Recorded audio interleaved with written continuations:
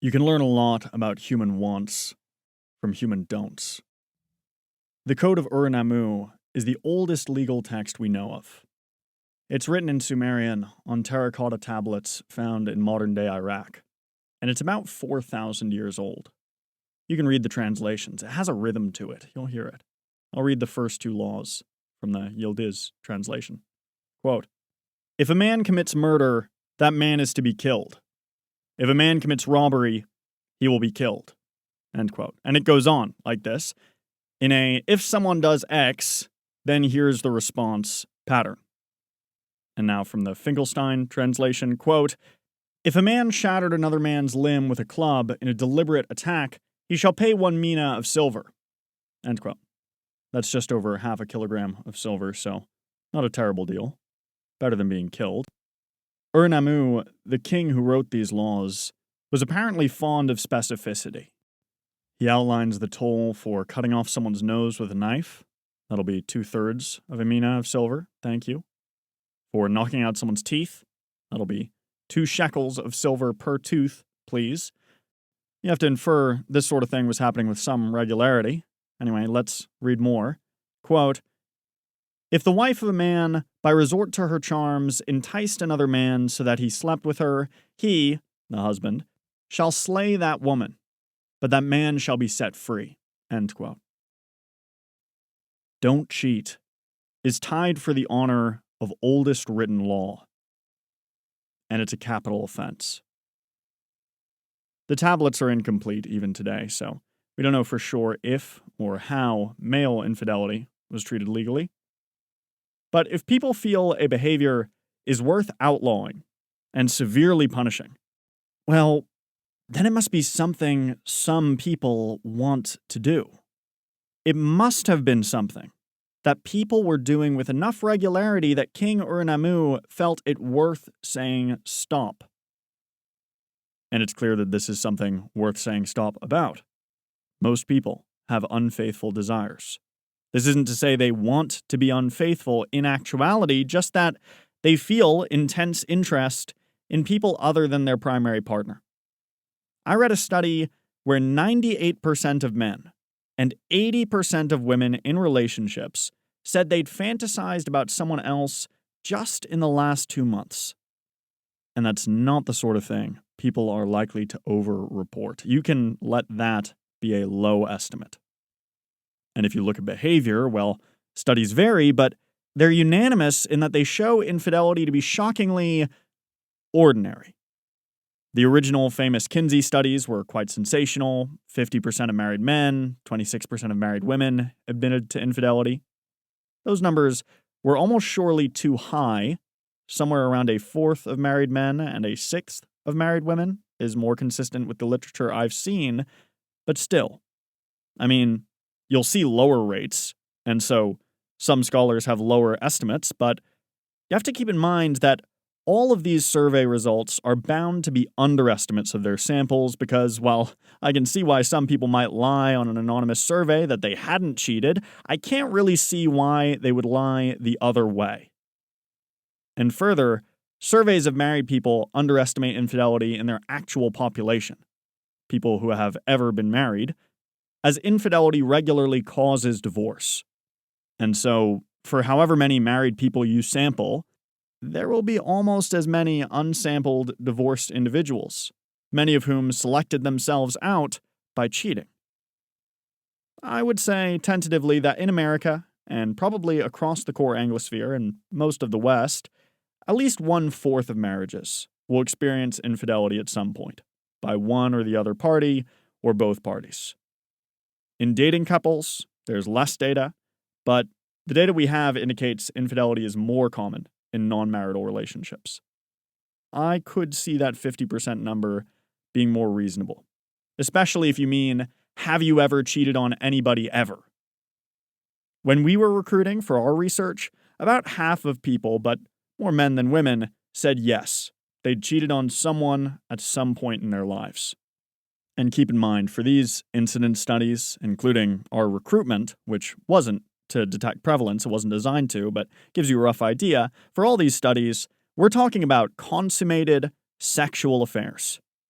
the frequency of more minor forms of infidelity, extra-pair flirtations, emotional affairs, extra-pair physical behavior that falls short of sex is surely higher.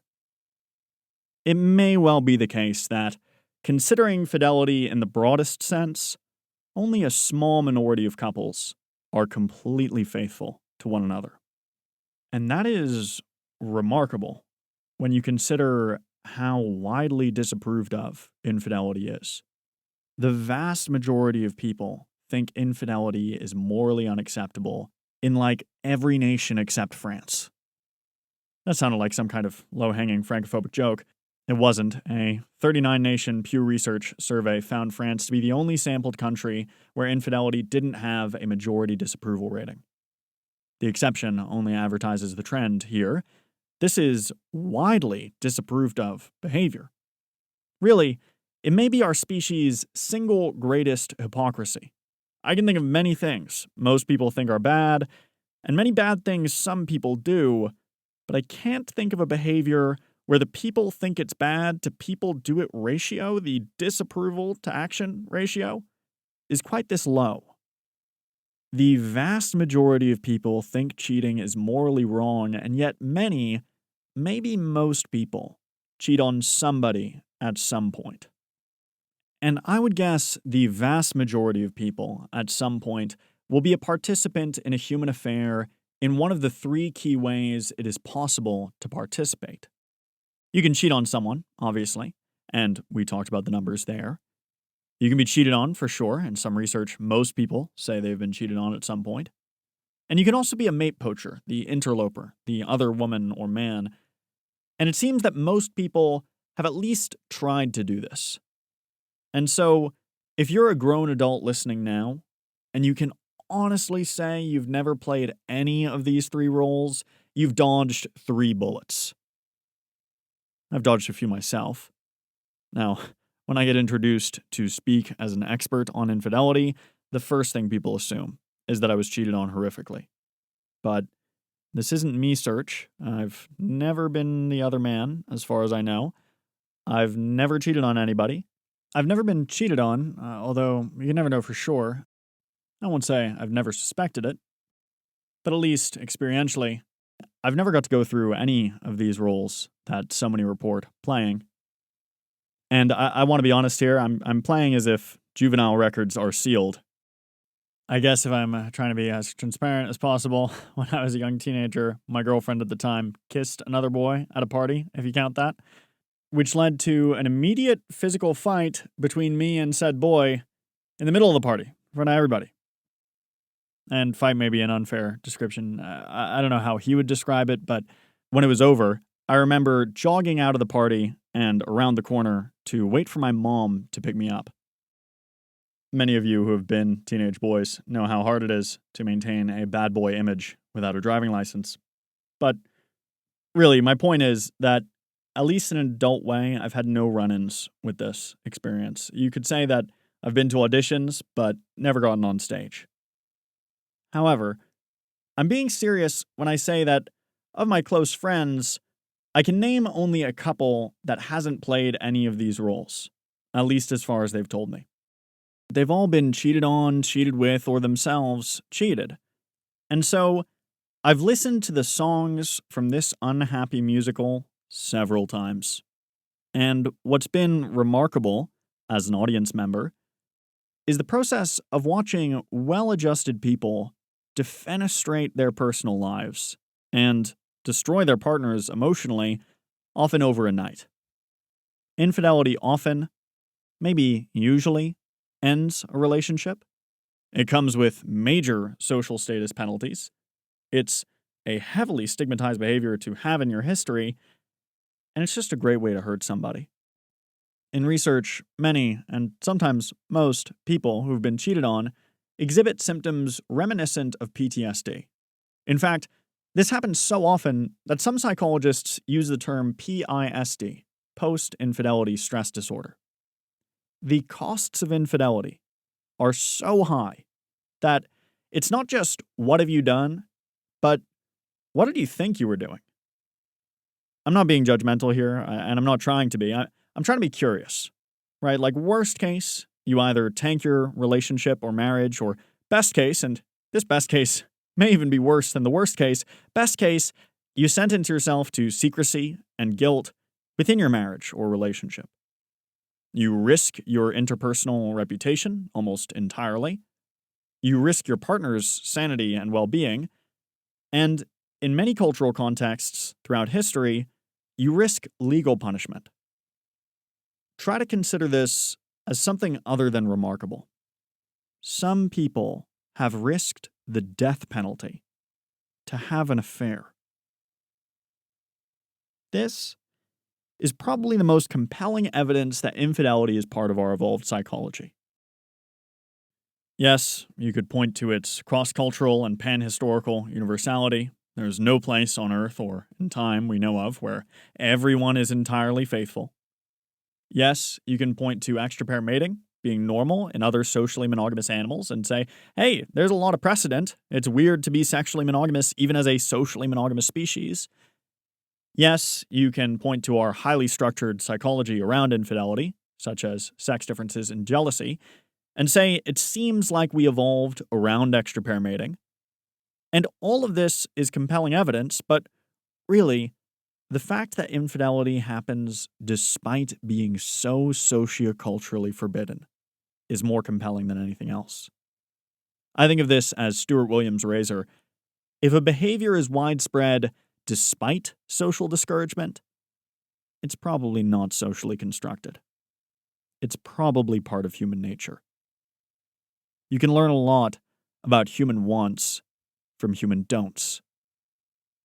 It's clear to me that there exists a powerful drive to cheat in our minds if it can compel us as people to behave against our harshest laws, against our better judgment, against our reputation, our relationships, against those we love. Really, this drive compels us to act as agents against our own lives.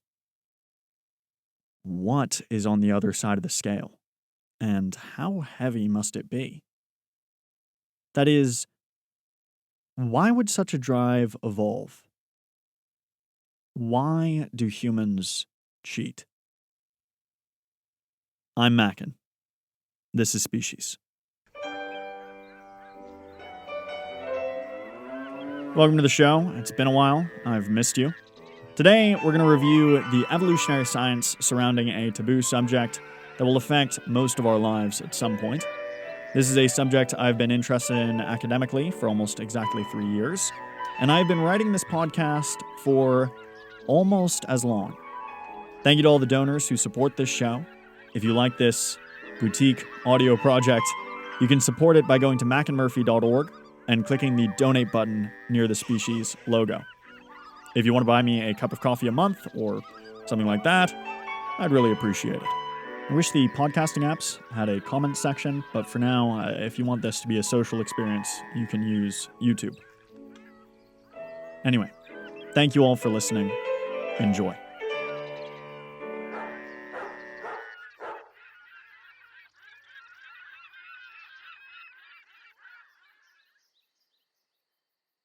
Monogamy puts animals in an awkward strategic position. Right? Like, you have to find one mate to give you everything you need.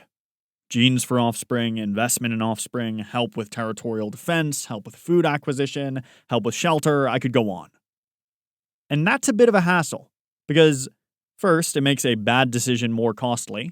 Picking the wrong mate is a bigger deal if you're picking your only mate, even if only for that breeding season.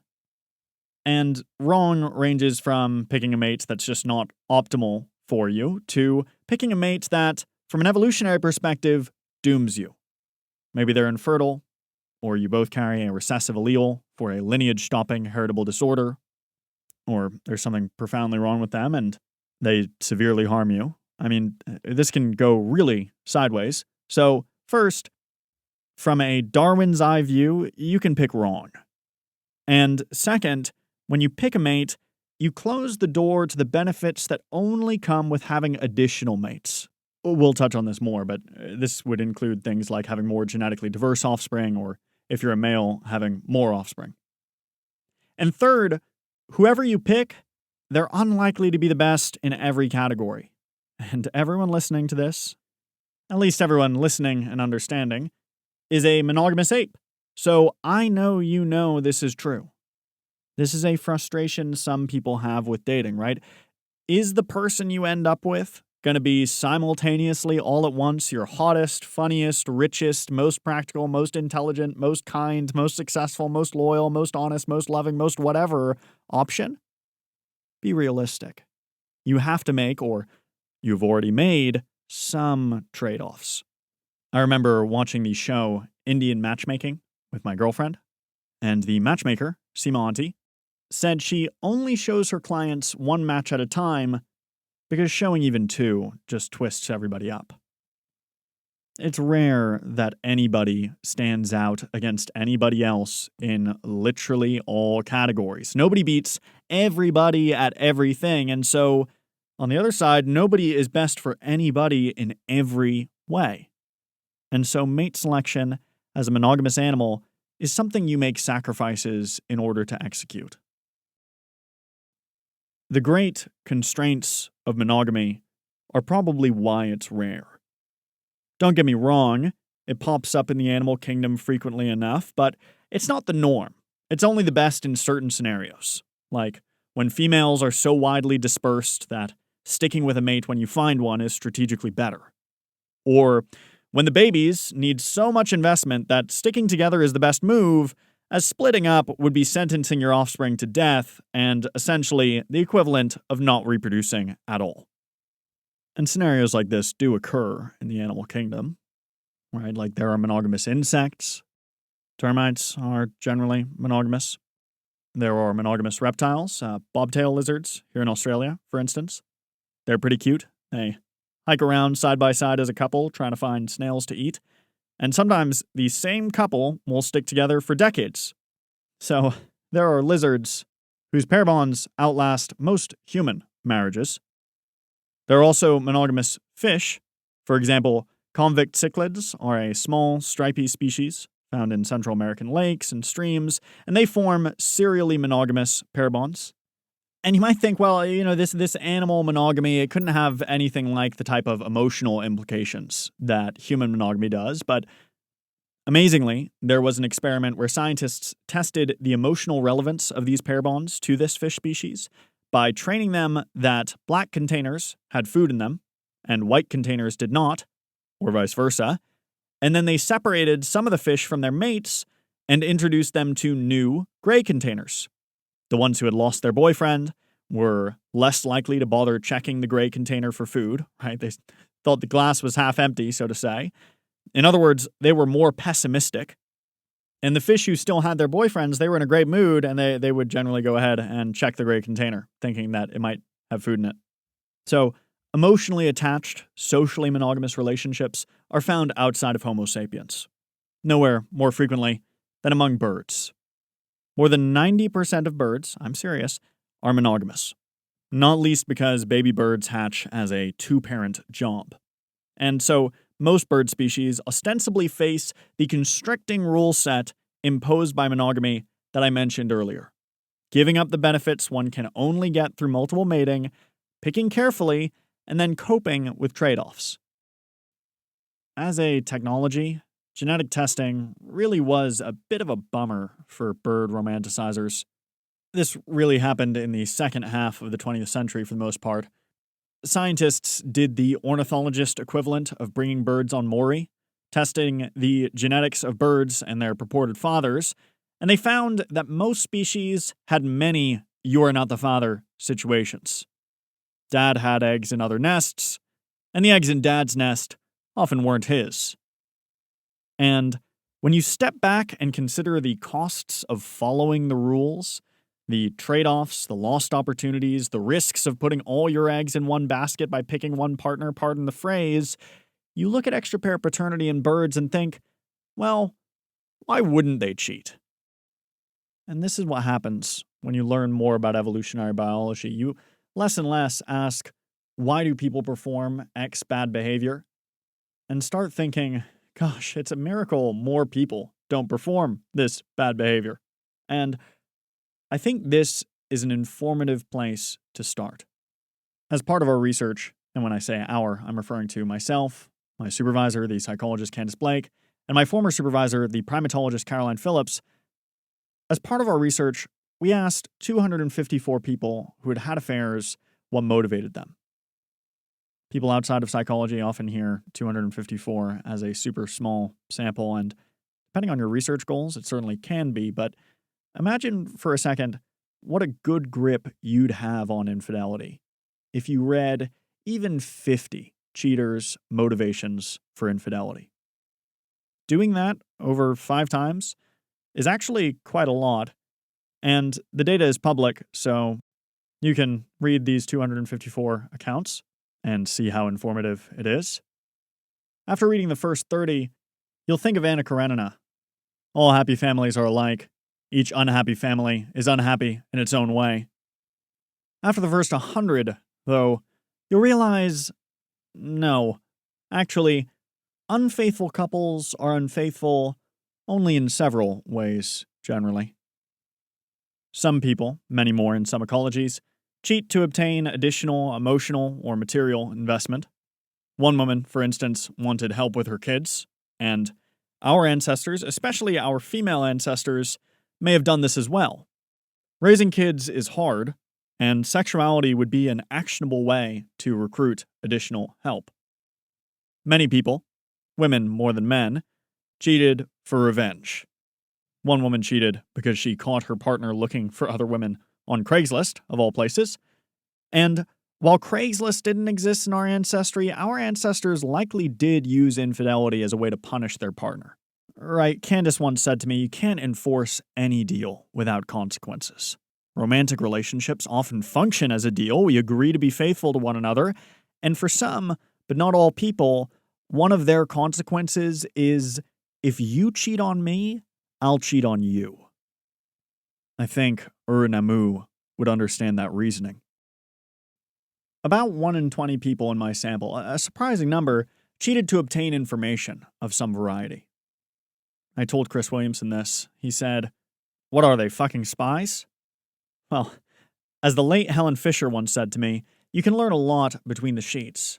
You can compare what's out there directly. One man who cheated said, quote, "I didn't know if I really wanted to be with my partner and just tried to explore more options." End quote. You can also gain information about yourself. You can find out your own mate value. One woman said, quote, "I wanted to know I was still desirable." End quote. You don't know the actual price of a product until someone buys it. And if you're in a long-term relationship, well, it's been a while since somebody has bought from your store. And this is consistent with our folk psychology, that people sometimes cheat due to low self-esteem.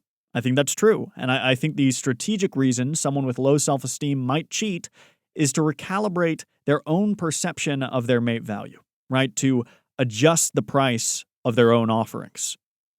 You can also learn mating-relevant skills, and given that humans are serially socially monogamous, skills like this are important to acquire. This same woman's response ended, quote, "Plus, I wanted to be experienced in sex." End quote.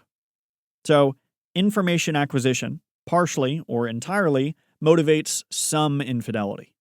That is, information about the quality of your own relationship, information about your own mate value, and information about skills relevant to seduction and sexuality. This was Jeffrey Miller's idea. It's pretty tucked away in the literature, really. I learned about it in a 20-something-year-old paper, citing a now 30-something-year-old personal correspondence with him. I don't think he or anyone else has ever thought of it as the primary reason infidelity evolved, but I think it's certainly one of the benefits our ancestors acquired from cheating. To put it quite clearly, some of our ancestors benefited from infidelity by acquiring more accurate knowledge of their relationship, their position in the mating market itself, and indeed, mating itself. And I'm sure occasionally there are spies who use infidelity to obtain information, but there were no spies in our sample, at least as far as we know. And these first 25 minutes or so have exposed you all to the unsatisfying truth that there is no one reason infidelity evolved. There's likely a dozen, and these reasons likely varied in importance across ecologies. For instance, if you listen to my episode with Brooke Shelza, you now all know about how it's likely that in some low-resource environments, using infidelity to obtain supplementary investment is the normal benefit of that behavior. That is to say, that there isn't one selection pressure that made us inclined as a species to have covert affairs. There are many. True monogamy stops animals from obtaining the many benefits that can be obtained through multiple mating, and so by doing so covertly, animals can access any of these benefits without losing the benefits that open multiple mating stops one from obtaining from monogamy. Unfortunately, most scientists who put their hands on this topic, including me, get caught up in figuring out the primary reason people cheat. And this obscures the reality that, from an evolutionary perspective, there are too many good reasons to cheat. And maybe getting caught up in this way is fair enough. It is still fair to ask, of all benefits, what benefit likely exerted the strongest selection pressure on human infidelity? Many people in our sample, a bit over 1 in 10, said they cheated out of a desire for variety. They said they were bored, or they wanted something new for the sake of it being new. And there's many reasons why humans would want new for new's sake. Because there are benefits that only come from variety itself. For both men and women, sexual variety creates more offspring diversity, hedges against infertility, and hedges against heritable disorders. For women, uniquely, it can create paternity confusion, which in delimited circumstances is an advantage. If several men in the neighborhood think it might be their kid, they might all help a little, or at the very least, not harm you and your offspring. And on the other end, for men, uniquely and importantly, infidelity can increase the absolute number of offspring they have. It might be an apocryphal story, but the principle is true, and it's too good an illustrative example not to share. Valentina Vasilev, a Russian peasant often cited as the woman with the most kids in history, had 69 children, all with her husband, Fedor. So, women can maximize their reproductive output in terms of numbers with just one man. But men cannot do this. In fact, mating with multiple women is the only way for a man to maximize his reproductive output, again, just in terms of offspring number. And as if for the sake of making science communication easier for evolutionary psychologists, Valentina's own husband, Fedor, outpaced his all-time world record-setting wife through multiple mating. He had 88 children when all was said and done. This is widely thought to be the strongest selection pressure on men's extra-pair mating. We'll think about this from a bird's perspective, if only to make the point less controversial. Iberian flycatchers are a monogamous species, but given the opportunity, males will mate with females who are not their partner, and then those females will raise that male's eggs with their own partner. When males do that, they basically get free extra points on the evolutionary scoreboard. They don't have to invest in the offspring, someone else handles it, and they get additional copies of their genes in the next generation. Again, from a cold strategic perspective, evolutionarily, you really do think, why not cheat? Our male ancestors who had affairs had the opportunity to produce more offspring than our male ancestors who did not. And so modern males are descendants of men who liked having affairs with lots of women, and so modern males, generally, have some of that in them. Some of you will have heard the flycatcher example and thought, well, what do the females get out of it? And this is a good question that brings us to the heart of today's episode. In Iberian flycatchers, ornithologists think the male extra-pair partners are more physically attractive than the in-pair partners. And I'm not saying that ornithologists are more attracted to them. It's just the extra-pair males seem to have better plumage. For instance, larger forehead patches than the in-pair males. And the females seem to like that. This might be a cue to quote-unquote good genes. The better plumage might signal that their offspring will be healthier or more robust, but it might just be about beauty. This may sound circular, but it might just be that mating with an attractive male means your offspring will be more attractive, and therefore your offspring will benefit from attractiveness in the same way their dads did. And so, from a cold strategic perspective, female flycatchers who have affairs can potentially get higher quality offspring, right? Healthier, more attractive, or both, and pair it with the investment of their less attractive primary partner. And then in the following generation, they'll have more copies of their genes. Or they'll be more likely to have more copies of their genes than the female who turned down the attractive male to stay faithful. You might know where I'm going with this. 20 years ago, it was typical for evolutionary psychologists to say, this is the main reason women's infidelity evolved. Right? I mean, many things that make men physically attractive to women are just loose cues to health. Light sclera, larger than average muscles, lower than average body fat, and physical attractiveness is heritable. Mating with an attractive man makes you more likely to have more attractive sons and daughters. In our species, given that attractiveness gives you status and social benefits beyond mating, this may be especially useful. In other words, our female ancestors who had affairs with handsome men had more attractive offspring, and maybe more robust offspring, than our female ancestors who did not. And this quite plausibly would give them a second-generation advantage, so to say, where they were more likely to have more or more robust grandchildren. If this is what happened, we should disproportionately descend from women like this and have some of their psychology. Steve Gangstad and Randy Thornhill came up with a clever sub-hypothesis from this basic idea. If women's infidelity serves a dual mating strategy, it would make sense for women to have stronger desires for extra-pair mating and traits indicating conceptive benefits around ovulation, because that's the only time you can obtain genetic benefits. And they should actually avoid extra-pair mating the rest of the month because the risks of infidelity remain, but the main benefit does not. The early days of ovulatory shift research, late 90s, first decade of the 2000s, found very exciting results. Home run after home run. But mostly with smaller samples and more primitive scientific practices. The more recent studies, with better methods, have been less consistent.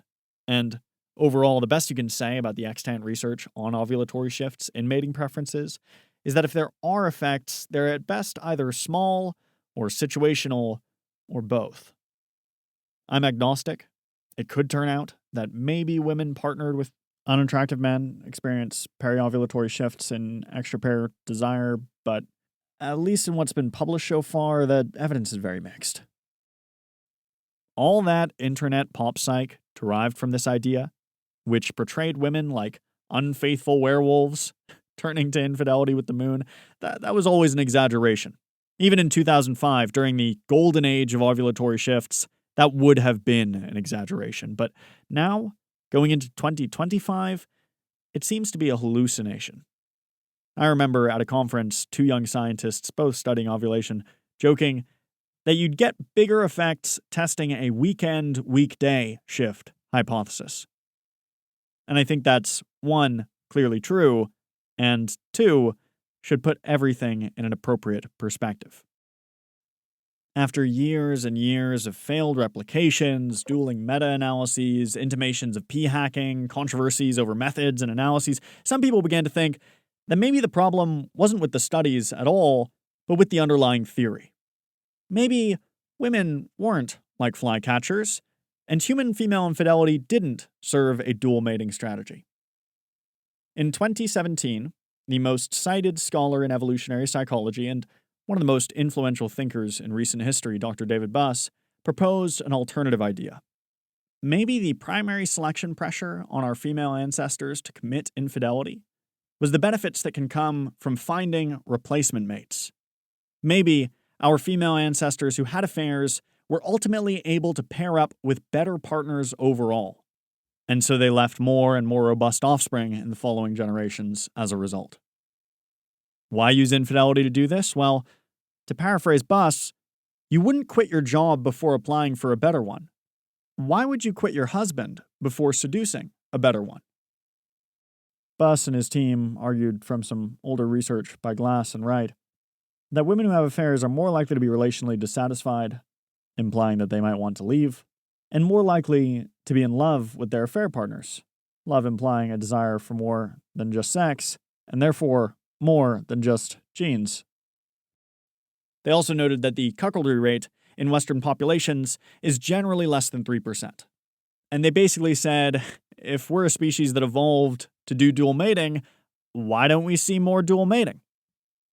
This was their case, and while they didn't talk about birds, I'd like to. We could talk about birds here as well. There was a small study of captive cockatiels, which found that in every instance, infidelity led to mate switching to a mate of higher expected reproductive success, as assessed through a measure of behavioral compatibility. So, from an evolutionary proof of concept perspective, neither side of this debate is out over their skis. This is all stuff seen in other species. When I arrived at Oxford almost exactly 3 years ago now, I thought, well, surely we can figure this out. And so I spent days and nights reading and thinking about this subject in the Bodleian Library, in my dorm room, in cafes. I spent a lot of time talking about this topic. I even used this podcast to understand this topic better, speaking to some experts on it. And in school, I was benefited greatly by being surrounded by smarter and more knowledgeable peers and teachers who were increasingly disconcerted by my fixation on the evolution of women's infidelity. Becoming this focused on such a niche topic made me slightly hard to talk to, but I also think this process helped me have some insights that I couldn't have reached without all that time and all that help. First, I started to worry whether the null results for periovulatory shifts in mate preferences and extra-pair desires were actually evidence against anything. Frankly, given how unusually stable human women's sexuality is across the cycle, Homo sapiens just doesn't seem like a good study species for what I still think is a good idea in theory. I mean, okay, maybe women's preferences might not change around ovulation, but very little about women's psychology does. It does not follow from these null results that our female ancestors didn't benefit from obtaining genes through affairs. Further, low cuckoldry rates in modern Western populations seems, besides the point. We're talking about populations with contraception and abortion and heavy socialization against women's infidelity. So, becoming pregnant by an affair partner is, all at once, highly punishable, highly avoidable, and highly reversible. In other populations, extra-pair paternity is often much higher, up to 5% among the Aka, 9% among the Yanomamo, 48% among the Himba. I mean, when we talk about Western samples, we're talking about populations where, let's say, about 10 to 25% of mothers have affairs. And that 2% number may seem small when compared to all mothers, but when compared to the number of mothers who have affairs, well, now it seems kind of high, doesn't it? I mean, it's not like every sexual interaction leads to conception, so it's kind of remarkable that 1 in 50 children have genetic dads that aren't their social dads. Further, since accidental conception is always a risk of infidelity for any function, but accidental remating is not, it would be strategically a bit odd if contraceptive benefits weren't weighted heavier, even in affairs put towards other functions. And finally, if women can, in some circumstances, acquire fitter offspring by having affairs, from an evolutionary perspective, why wouldn't they? On the other end, some of the mate-switching evidence wasn't nearly as persuasive on second thought. I mean, it wasn't like there had been some big experiment showing women use infidelity for this function. And while I believe women probably are more likely to love their affair partners, that seems reasonable to me, I didn't think the cited research on this point was particularly compelling. For what it's worth, about 2% of men and women in our study cited love as a motivation, slightly fewer women than men, but no statistically significant gender difference. I think many motivations were understated in our qualitative sample, but I'd be surprised if many people were in love with their affair partner and didn't mention it as part of what motivated them. That's a pretty dramatic and experientially potent motivation. The relationship dissatisfaction evidence was interesting as well. I accept that people who are relationally dissatisfied are probably more likely to be mate switching when they have affairs. But relationship dissatisfaction lowers the costs of infidelity. The relationship is literally less of a big deal to lose, and women's infidelity is more likely to lead to relationship dissolution, so it kind of makes sense that they'd be more attuned to it, even in affairs for other functions. And across this literature, including the dual mating side, we're also talking about studies on homogeneous samples, mostly of women who had not had affairs. I remember saying to Candace, reading this literature, it felt kind of like trying to figure out the leading cause of murder using surveys and diary studies of people who hadn't killed anybody. After the bus review, by the time I arrived at Oxford, mate switching had only been tested experimentally in women who had had affairs once by Brooke Shelza, and it didn't pass that test. Instead, they found modest evidence for dual mating, stronger evidence for women using infidelity to obtain supplemental investment, and no evidence for mate switching, at least for their study population, the Himba. So, while mate switching became a widely supported primary hypothesis for why women have affairs, it wasn't like this was due to a convincing test, but a convincing argument. So, while it's obviously true and obvious to everybody that some women do use infidelity to mate switch, it wasn't as obvious, at least to me, that mate switching was a clear frontrunner as a primary explanation. On the other end, though, I didn't know what to make of the ovulation literature, and that was the main case for dual mating. I wanted to see a fair fight between these hypotheses that gave them both an opportunity to fail, as, frankly, I was open to the idea that both of them were wrong. So, under the supervision of Caroline Phillips at Oxford, I designed a test, and then pre-registered and ran the test under the supervision and guidance of Candace Blake at the University of Melbourne. We collected a sample of people who had actually had affairs from around the world and had them rate their affair partner's mate value, right, their overall desirability, their physical attractiveness, the attractiveness of their personality, and their attractiveness as a co-parent. And we also had them rate their primary partners on the same dimensions. Our tools for this were good. All variables were measured with modified versions of existing, valid, and reliable scales, and we also checked the validity and reliability of our modified tools.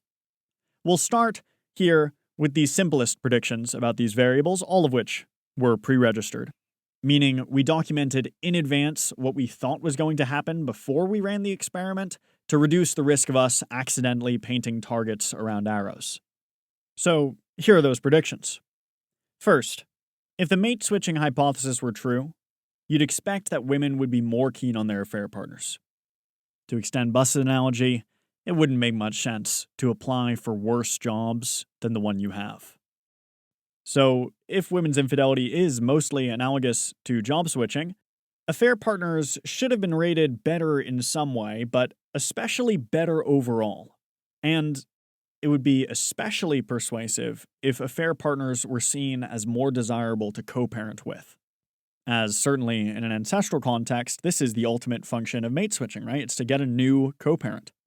On the other end, if dual mating were true, you would expect to find the same pattern as in flycatchers: a more attractive extra pair partner and a more parentally suitable primary partner. So, mate switching predicts that women should be cheating for a better whole package. Dual mating predicts they should be cheating to build a better package piecemeal. And so we had a sample of people who cheated fill out scales that measured their attraction to their primary partner and their affair partner across these variables and overall. And what did we find? Well, women did not prefer their affair partner's personality, they did not prefer their affair partner's overall, and they did not prefer their affair partner as a co-parent. In fact, they preferred their primary partner as a co-parent. On average, they only preferred their affair partner in one way: physically. This was the best case scenario for the dual mating hypothesis, and none of the predictions of the mate switching hypothesis were confirmed. And here, it's worth noting a limitation of our qualitative data. Only 5 to 6% of women mentioned that their affair partner was attractive or that their primary partner was unattractive, and yet when we measured it, women were 77% more likely to prefer their affair partner physically than to prefer their primary partner physically. This is something we see in EvPsych a lot, actually. People, but especially women, tend to either undersell or earnestly underestimate how much male beauty influences their mating choices. Surprisingly, there were no sex differences in our quantitative results.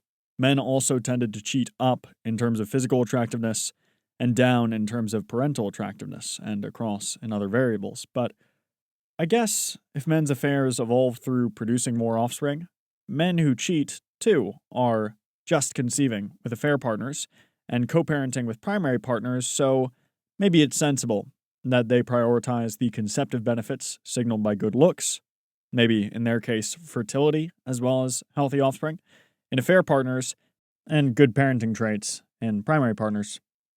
Taken together, our quantitative findings suggest, with quite similar evidence by the way, that human affairs are reminiscent of those of flycatchers.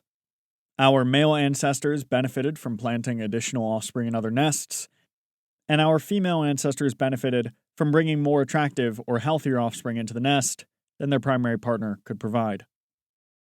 Of course, some have generated new hypotheses explaining our results ex post facto. These are never going to be as persuasive as things predicted in advance, but some have suggested that maybe newer partners always seem better, and the affair partner is typically newer, if it's not an ex. If that's what's driving this physical attractiveness effect, it's strange that affair partners weren't considered more attractive overall or personally, and it's stranger still that they were considered worse parentally. Really, I feel like this would have been an okay alternative idea if our results supported the mate switching hypothesis, but with our crossover effect, it doesn't make a lot of sense. Others have argued that the parenting results likely stem from the newness as well, but because of lacking information about the affair partner's potential as a co-parent. And that's plausible, but that's proximate. The ultimate pattern here would still support dual mating. And really, the crossover effect here, where the better looking of two groups was not rated better in any other way and was rated worse as a co-parent, that is quite unusual. All these measures correlated, so this isn't a normal finding, right? You'd expect that if you have two groups and one is rated as more attractive, they'd also be rated as better across other variables because of the halo effect. Usually, more attractive individuals are just generally perceived more positively, and so, to me, this strange pattern suggests some structured psychology geared towards obtaining conceptive benefits from affairs and pairing them with the parental investment of primary partners. Couple things to note. First, the effects found here were relatively small, likely because many people in our sample simply weren't following a dualistic pattern, and so they weren't contributing to the effect. Second, this isn't to say that this is the normal human mode of reproduction. Most women don't cheat, and so we're talking about a majority of a minority of people. Most women get both sides of the dual mating strategy from one man, right? They conceive and get parental investment from the same guy.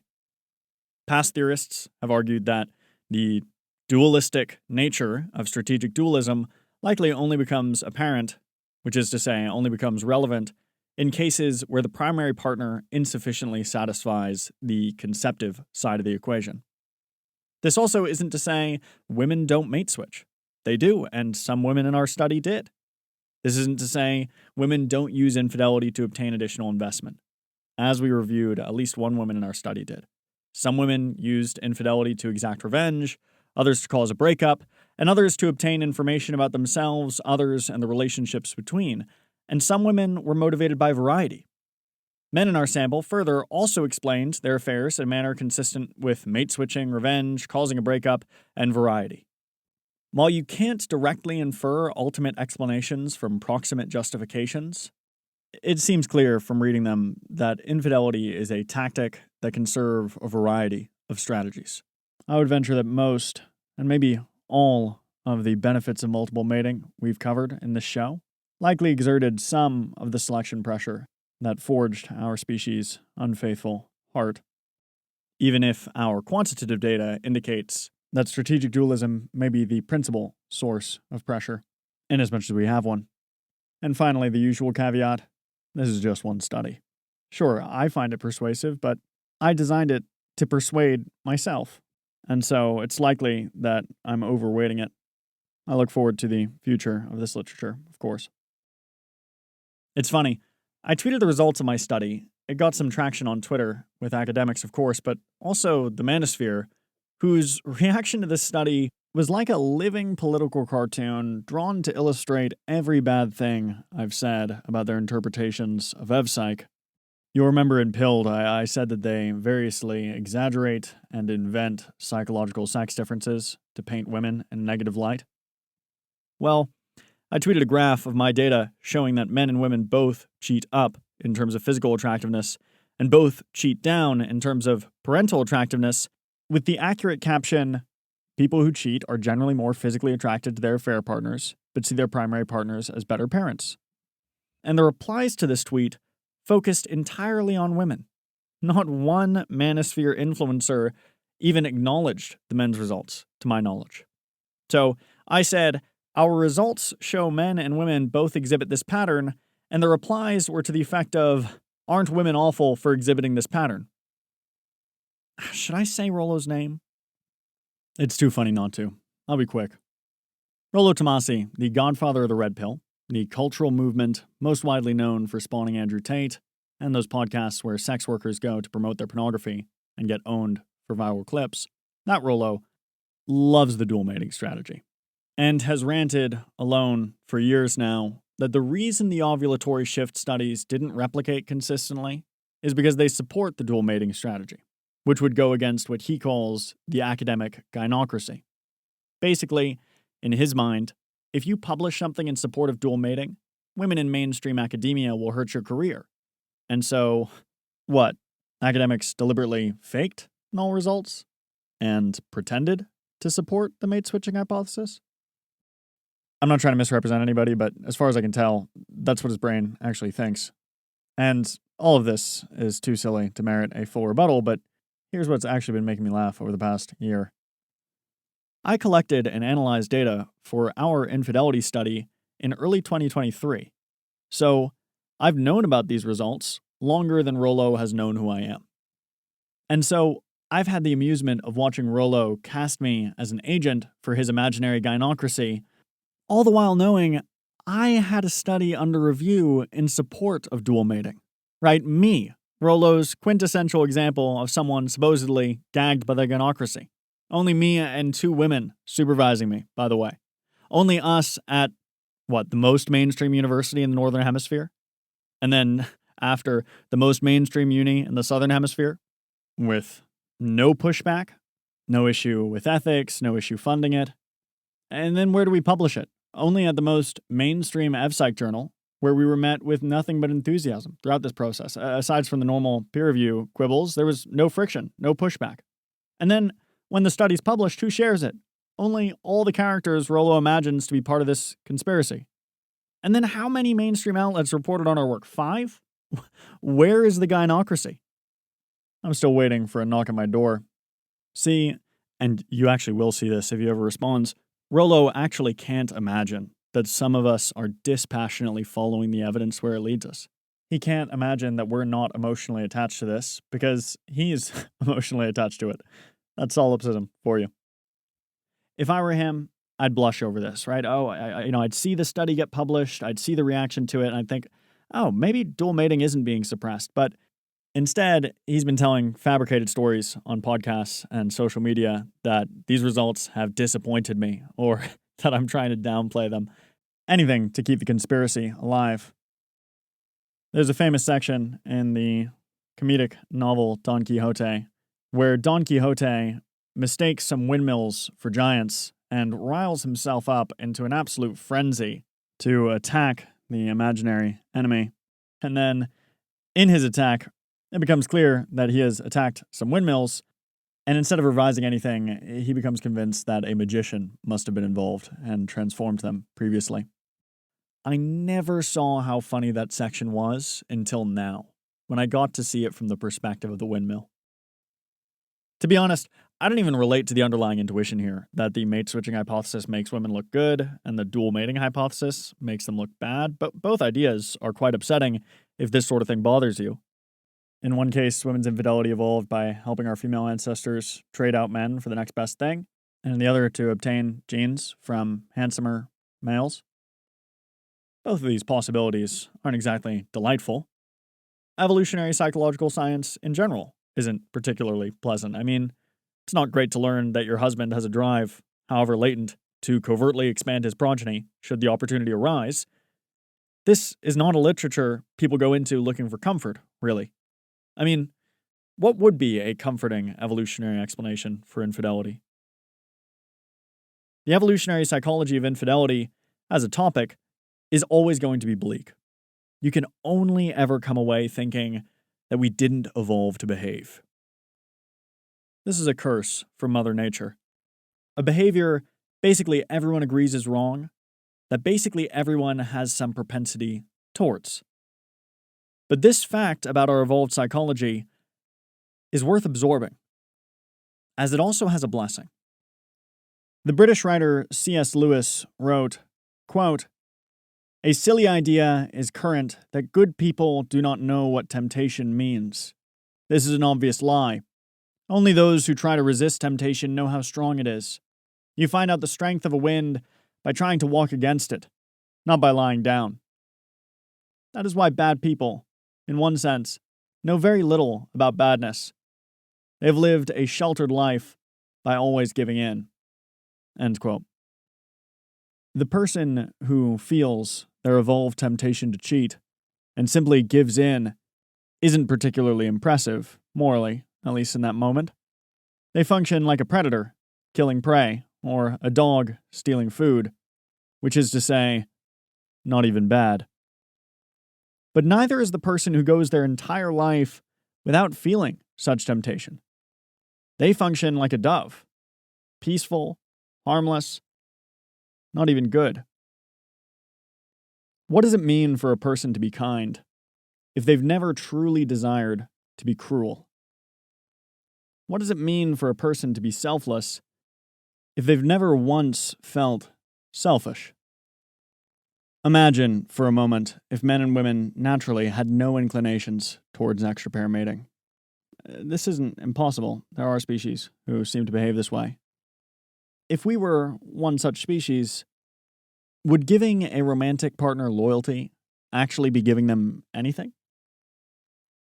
It's common for people to think that because infidelity is natural, therefore, it is okay to do it. Really, though, it is because infidelity is natural that fidelity means anything at all.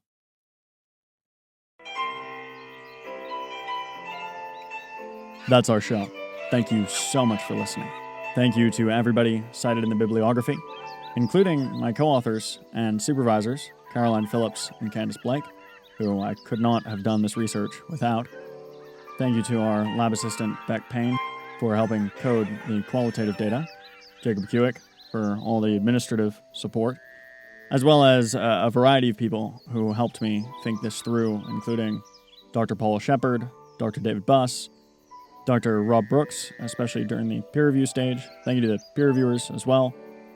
And thank you to Tanya, George, Lucy, Rosie, and my other peers who helped me think about this while I was a student at Oxford. Thank you to all the donors who help support this show. If you're listening and you enjoyed this and you'd like to support it further, you can go to macandmurphy.org and click the donate button next to the species logo. We will be having another episode coming out soon, hopefully within a month, on the topic of beautification. So I can't wait. Until then, remember to be kind to animals.